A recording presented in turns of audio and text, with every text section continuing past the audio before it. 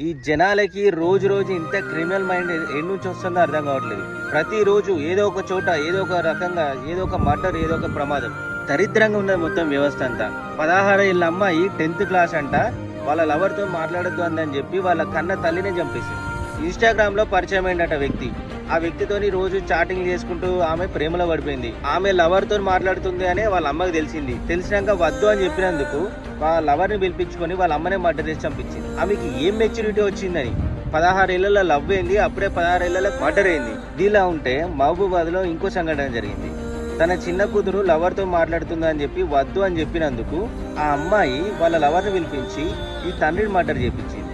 ఇందులో వాళ్ళ అమ్మ, వాళ్ళ పెద్ద కూతురు, చిన్న కూతురు, దాని లవర్ అందరు కూడా ఉన్నారు. ఒక తండ్రిని ఇంత పగబట్టి చంపాల్సిన మైండ్ ఆమెకి ఎందుకు వచ్చింది? అయితే పెళ్లి చేసుకొని చంపేస్తున్నారు, లేకపోతే లవర్ను వద్దు అన్నందుకు ఇట్లా చంపేస్తున్నారు. ఇది ఇట్లా ఉంటే ఏది చేయకుండా సంసారేషాలు వేసేటోడు రేపు తల్లిదండ్రి భారమైందని చెప్పి వృద్ధాశ్రమంలో చేర్పిస్తారు. 2 రోజులలో 2 మర్డర్లు జరిగినాయి. ప్రతి ఒక్క తల్లిదండ్రి ఆలోచించాల్సిన విషయం ఏంటంటే పిల్లలు అడుగుతున్నారు అని చెప్పి ఫోన్లు కొనిస్తున్నారు, రీఛార్జ్ చేస్తున్నారు.